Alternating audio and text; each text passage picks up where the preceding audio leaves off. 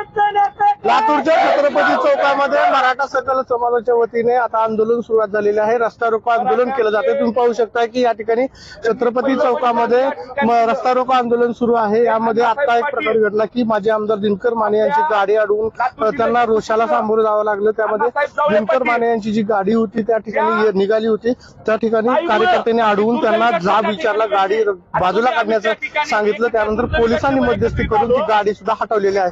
काय सांगाल, तुम्ही आंदोलन करता, आता दिनकर माने जे माजी आमदार त्यांची गाडी सुद्धा तुम्ही वापस पाठवली?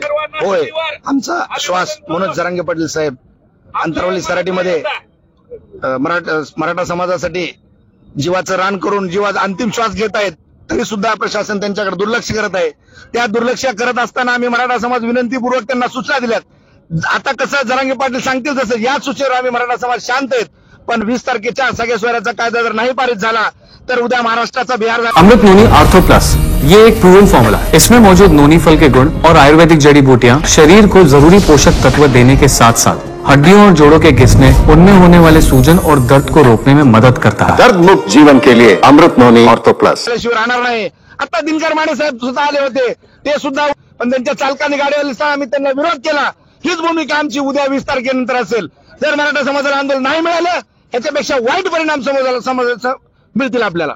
नक्कीच आपण जर पाहिलं तर हे आंदोलनकर्त्यांनी सांगितलं की लवकरात लवकर तोडगा काढावा, अन्यथा आमदार खासदारांना सुद्धा रस्त्यावर फिरू दिलं जाणार नाही, असं त्यांनी सांगितलं। वैभव वालकुंदे, जी मीडिया, लातूर।